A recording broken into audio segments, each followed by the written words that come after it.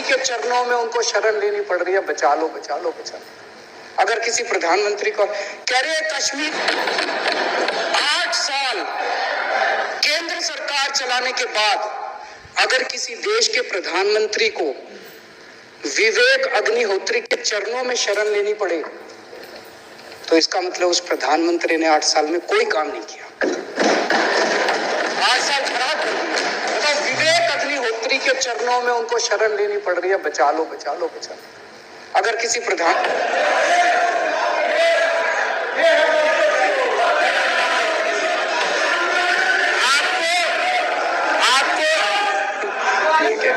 ये पोस्टर भी नहीं लगवाएंगे झूठी फिल्मों के, और जो भी करना हो कम से कम यार ये पिक्चर का प्रमोशन करना तो बंद करो।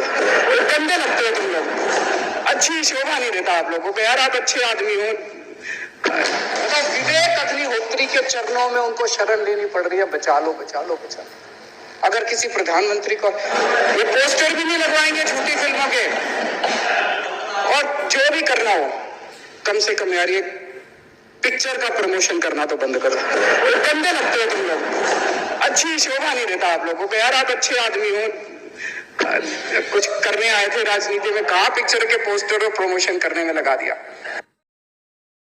अरविंद केजरीवाल ने केजरी-खान वाला जो अपना वास्तविक रूप दिखाया है वह बहुत ही घिनौना है। कश्मीरी पंडितों का, कश्मीरी हिंदुओं का उसने जो मजाक उड़ाया है वह क्षमा नहीं किया जा सकता। यह केजरी-खान कश्मीर को भारत से अलग करने का प्रयास करने वाले गैंग के समर्थन में उनके साथ जाता है, टुकड़े टुकड़े गैंग के साथ जाता है और कश्मीरी हिंदुओं का नरसंहार, हत्या, बलात्कार हुए उनको मानने से भी इनकार करता है, कहता है सारी झूठी घटनाएं हैं। इस आदमी को शर्म नहीं आती? क्या सोचते होंगे इसके बच्चे कितना जहर भरा हुआ है इस आदमी के अंदर। हिंदुओं को लेकर, अपने देश को लेकर पिछले 5 साल से यह दिल्ली का मुख्यमंत्री है और दिल्ली में लगभग 20,000 कश्मीरी पंडित, कश्मीरी हिंदू रह रहे हैं। इसने पिछले 5 साल में उनके लिए कुछ नहीं किया, बल्कि उनको कश्मीर से भगाने वाले, कश्मीर में उनके साथ अत्याचार करने वाले देशद्रोहियों का JNU में जाकर साथ देता है। मुझे लगता है यह आदमी केजरीवाल देश के लिए ठीक नहीं है। इसने नीचता की सारी हदें पार कर दी हैं। क्या खाता है यह, इसकी सोच अपने फायदे के लिए इतने निम्न स्तर की हो गई है, बयान नहीं कर सकता। लेकिन मैं इतना जरूर कह सकता हूं, कश्मीरी पंडितों के लिए इसने जो बयान दिए हैं इतिहास में दर्ज हो गए हैं। और जब यह 15 साल बाद इस घटना का विश्लेषण करेगा तो पाएगा कि इससे बहुत बड़ी गलती हो गई है राजनीतिक लालच के कारण। और मुझे पूरा विश्वास है कि इससे यह 20 वोटर का लाभ तो ले लेगा, लेकिन 40 वोटर की हानि भी करेगा। केजरी-खान तू समझ ले, देश का हिंदू जाग गया है। और इस फिल्म में गिरिजा तिक्कू, सरला भट्ट, प्राणा गंजू, नीलकंठ गंजू, प्रेमनाथ भट्ट, टिकालाल टपलू,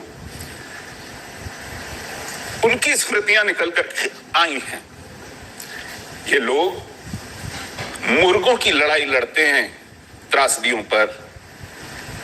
ये संवेदना शून्य हो गए लोग हैं।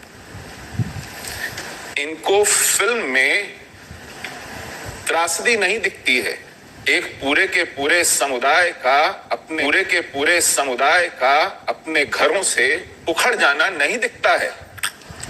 ये आज भी लीपापोती करते हैं, एक दूसरे पर तोहमत मढ़ते हैं और झूठ बोलते हैं, निरा झूठ बोलते हैं। इनकी आत्मा में सीसा घुस गया है। इनको लोग शरणार्थी कैंपों में सड़ते हुए नहीं दिखाई पड़ते हैं। ये कहते हैं, अगर हम कहें कि लाखों लोग उजड़ गए, कहते हैं मुसलमान भी उजड़े।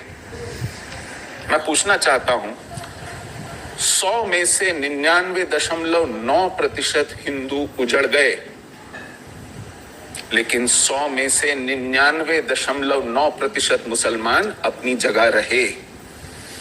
आप तराजू के दोनों पलड़ों को बराबर दिखाना चाहते हैं? वो कहते हैं मुसलमान भी मारे गए।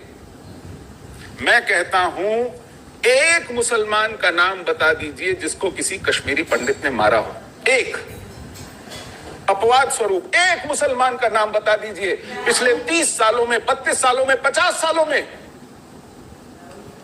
मैं कहता हूं कि जितने कश्मीरी हिंदू मारे गए उन सबके कातिल मुसलमान थे। एक एक के कातिल मुसलमान थे। जितने बलात्कार हुए मुसलमानों ने किए।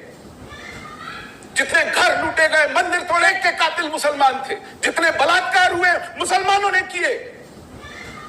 जितने घर लूटे गए, मंदिर तोड़े गए, मुसलमानों ने तोड़े। आप मुझे झूठा साबित कीजिए। मुझे एक हिंदू का नाम बता दीजिए जिसने किसी मंदिर का किसी मस्जिद का शीशा चटकाया हो। आप झूठ बोलते हैं, लीपा पोती करते हैं, यहां चोरी और सीना जोरी होती है। शर्म कीजिए। कभी कभी किसी बड़ी दुर्घटना पर अपनी आत्मा टटोली है। राजनीति करने को उम्र पड़ी है।